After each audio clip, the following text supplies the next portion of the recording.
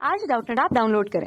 Doubtnut पर अपने सभी गणित, रसायन विज्ञान, भौतिक विज्ञान और जीव विज्ञान के डाउट्स का करो सफाया। बस प्रश्न की फोटो खींचो, एक ही प्रश्न को क्रॉप करो और तुरंत वीडियो सोल्यूशन पाओ। अभी डाउनलोड करें। हेलो बच्चों, आज का हमारा जो सवाल है देखिए, अपवर्तनांक μ1 बराबर 1.5 के कांच से बने 15 डिग्री का कोण एक पतला प्रिज्म। ठीक है, हमारे पास एक प्रिज्म है बोल रहा है, ठीक है, जिसका कोण क्या है 15 डिग्री और उसका अपवर्तनांक कितना है 1.5 है और किससे बना है कांच से। ठीक है, एक इस तरीके का हमारे पास प्रिज्म हमारे पास है। दूसरा हमारे पास है अपवर्तनांक μ2 बराबर 1.75। ठीक है, दूसरे प्रिज्म का जो अपवर्तनांक है वो कितना है 1.75, वो भी कांच का बना है और उसको प्रिज्म के साथ, पहले वाले प्रिज्म के साथ जोड़ दिया जाता है, कहते हैं। ठीक है, जोड़ दिया जाता है। प्रिज्म का संयोजन विचलन के बिना विक्षेपण उत्पन्न करता है, मतलब विक्षेपण उत्पन्न हो रहा है, ठीक है, लेकिन क्या नहीं हो रहा है वहां पे को विचलन नहीं हो रहा है। क्या नहीं हो रहा है? विचलन नहीं हो रहा है, विचलन के बिना विक्षेपण उत्पन्न कर रहा है, कह रहा है। तो दूसरे प्रिज्म का कोण क्या होना चाहिए, ये हमारे पास सवाल है। तो आइए इसका हम फिगर देख लेते हैं किस तरीके से हमको प्रिज्म इसमें लगे हुए हैं। देखिए, हमारे ये दो प्रिज्म है, ये पहला प्रिज्म मान लेते हैं इसको, और इसको हम मान लेते हैं ये दूसरा प्रिज्म हमारे पास है।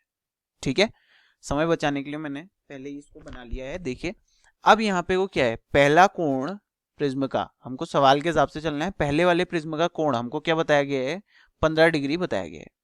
ठीक है, और इसका अपवर्तनांक कितना बताया हमको, μ1 बोला है अपवर्तनांक पहले वाले का कितना 1.5।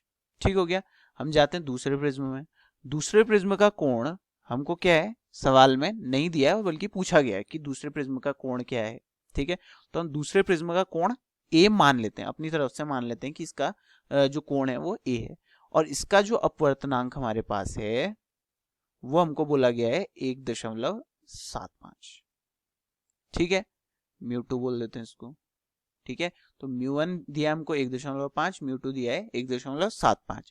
पहले प्रिज्म का जो कोण है वो हमको दिया है 15 डिग्री, दूसरे वाले का हमसे पूछा गया है, हमने उसको मान लिया ए है हमारे पास। ठीक है, अब क्या हमको बताया गया है, देखिए पहले वाले प्रिज्म में कुछ किरण गई होगी, ये देखिए इस तरीके से। ठीक है, इसमें क्या हुआ होगा, कुछ विचलन हुआ होगा इस तरीके से। ठीक है, फिर इससे ये बाहर आई होगी। ठीक है, इस तरीके से मान लो, इस तरीके से ये बाहर आ गई पहले वाले प्रिज्म से। ठीक है, इस तरीके से अंदर गई पहले वाले प्रिज्म में, इस तरीके से बाहर आ गई। जब ये दूसरे वाले प्रिज्म में गई फिर इसमें कुछ विचलन हुआ होगा इस तरीके से। ठीक है, और जब ये इससे बाहर निकली फिर इसमें कुछ विचलन हुआ होगा। ठीक है, तो जो कुल विचलन हमको बताया गया है, इन दोनों प्रिज्म के कारण जो विचलन हमको बताया गया है वो हमको क्या बताया है, शून्य बताया। क्यों, यहाँ पे को देखिए विचलन के बिना विक्षेपण हुआ है। ठीक है, अब देखिए कैसे, विचलन के बिना मतलब क्या है, यहाँ पे को इसने कुछ कोण के साथ ही अंदर गई है। देखिए इस कोण को हम बोल देते हैं एंगल आई।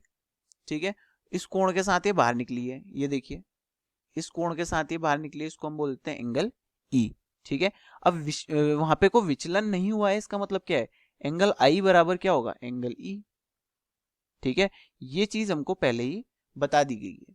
ठीक है, क्या क्या बता दिया गया, देखो क्या क्या बता दिया गया है, एक बार फिर से हम देख लेते हैं। पहले हमको सबसे पहले बताया गया है कि पहले प्रिज्म का कोण क्या है 15 डिग्री, दूसरे प्रिज्म का हमको पूछा गया है कि ए, हमने मान लिया उसको ए बोल दिया। ठीक है, क्योंकि पहले प्रिज्म का तो हमको दिया है, दूसरे प्रिज्म का हमको निकालना है सवाल में। ठीक हो गया।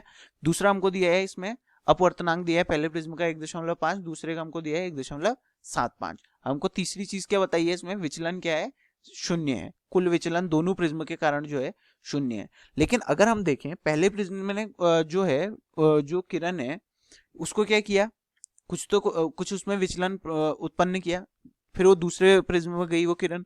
ठीक है, तो क्या हुआ, उसमें भी थोड़ा कुछ विचलन हुआ, तो जो कुल विचलन हमारे पास आया वो हमारे पास शून्य है। देखिए थोड़ा तो इसने विचलन किया है ना यहाँ पे को, इसका यहाँ पे को अगर हम देखें थोड़ा तो विचलन है पहली वाली किरण से। पहली वाली किरण इस तरीके से इसको भेजना चाह रही थी, लेकिन ये क्या इधर को चलेगी।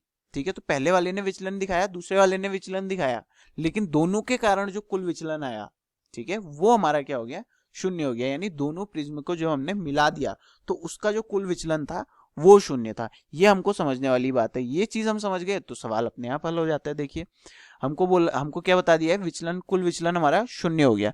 कुल विचलन शून्य मतलब देखिए देखिए कुल विचलन हम लिख लेते हैं यहाँ पे को, कुल विचलन बिना विचलन के जा रही है बोला है, तो कुल विचलन क्या हो जाएगा अपने आप, शून्य हो जाएगा। ठीक है, अब इसको हम किससे प्रदर्शित करते हैं, देखिए कुल विचलन को हम किससे, विचलन को हम प्रदर्शित करते हैं डेल्टा से। ठीक है, यहाँ भी हम डेल्टा से इसको प्रदर्शित कर देंगे। कुल विचलन हमको दिया है शून्य दिया है, ठीक हो गया।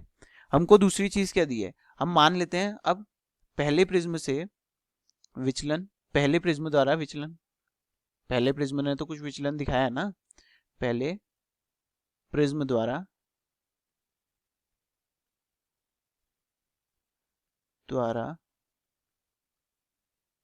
विचलन, पहले प्रिज्म द्वारा विचलन क्या है, देखिए इसको हम क्या मान लेते हैं, डेल्टा 1 मान लेते हैं, क्योंकि हमको सवाल में नहीं दिया है। ठीक है, इसी तरीके से दूसरे प्रिज्म द्वारा भी कोई विचलन है, दूसरे प्रिज्म द्वारा विचलन, ठीक है, दूसरे प्रिज्म द्वारा विचलन, ठीक है, दूसरे प्रिज्म ने भी कुछ विचलन दिखाया, दूसरे प्रिज्म का जो विचलन है हम उसको डेल्टा 2 मान लेते हैं, क्योंकि ये चीज हमको नहीं दी है। ठीक है, तो हम मान लेते हैं अपनी तरफ से कि पहले वाले प्रिज्म ने डेल्टा 1 विचलन दिखाया, दूसरे वाले प्रिज्म ने डेल्टा 2 विचलन दिखाया। ठीक हो गया।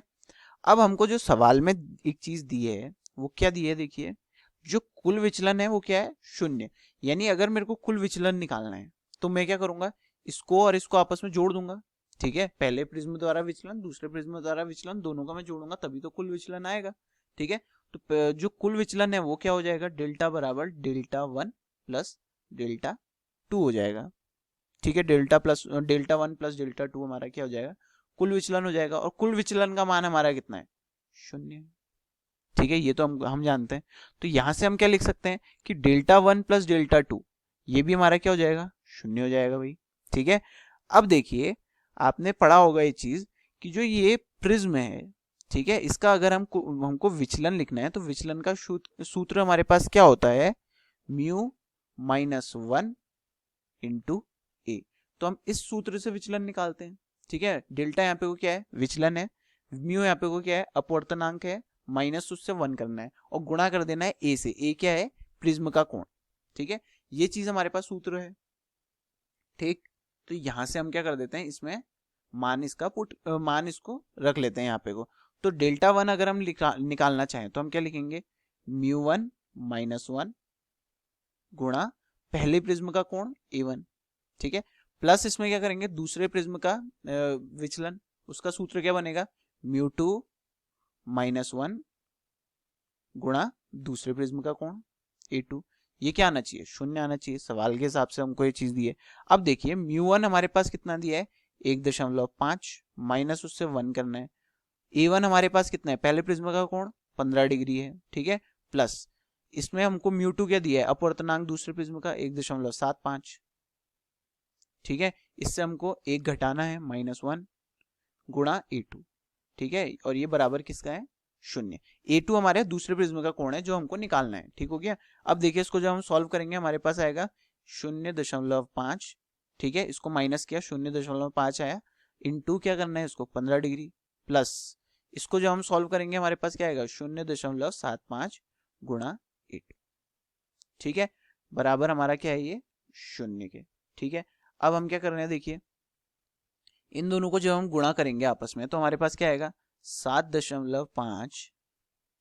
ठीक है, इन दोनों को मैंने आपस में गुणा किया, मेरे पास आया 7.5 प्लस एक काम करते हैं, इस पूरे को हम क्या करते हैं, उस साइड भेज देते हैं, इस पूरे को हम क्या कर देते हैं, इधर भेज देते हैं, बराबर चिन्ह के दूसरी तरफ। ठीक हो गया। अब यहाँ पे कोई धनात्मक चिन्ह है, उधर जाएगा तो ऋणात्मक हो जाएगा, तो हम इसको क्या लिख सकते हैं, -0.75 गुणा A2।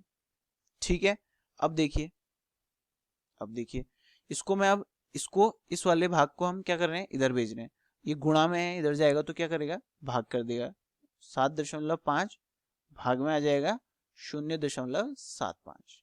ठीक है, और माइनस चिन्ह आ जाएगा। ठीक है, बराबर हो जाएगा A2। तो A2 यहाँ से हम निकालेंगे, तो इसको जब हम आपस में भाग करेंगे तो हमारा जो उत्तर आएगा वो क्या आएगा, -10 डिग्री। कितना आएगा, -10 डिग्री हमारा उत्तर आ जाएगा। अब माइनस चिन्ह यहाँ पे को क्या दिखा रहा है, माइनस चिन्ह यहाँ पे को दिखाता है कि जो प्रिज्म है ठीक है। माइनस चिन्ह क्या दिखा रहा है, जो प्रिज्म हमारा है वो कितना कैसा है, पहले प्रिज्म के विपरीत हमने रखा है, ठीक है। यानी पहला प्रिज्म अगर ऊपर को है तो दूसरा प्रिज्म क्या होगा, नीचे को। यानी अगर हमारा पहला प्रिज्म कुछ इस तरीके से रखा है तो दूसरा प्रिज्म हमको कैसा रखना पड़ेगा, इस तरीके से। ये यहाँ पे को ऋणात्मक चिन्ह दिखा रहा है। और जो कोण हमको दिया है वो कितना आ गया, 10 डिग्री का, ठीक है। 10 डिग्री का कोण आ गया, ये देखिए जैसा हमने पहले ही बना दिया था इस तरीके से। पहला प्रिज्म इधर से, दूसरा प्रिज्म उल्टा, ठीक है। और उत्तर हमारा क्या आ गया, 10 डिग्री, ये, ठीक है। धन्यवाद। कक्षा 6 से 12वीं से लेकर नीट, IIT, JEE वो एडवांस के लेवल तक 1 करोड़ से ज्यादा छात्रों का भरोसा। आज ही डाउनलोड करें डाउटनेट ऐप या व्हाट्सएप करें अपने सारे डाउट्स 8400 400 400 पर।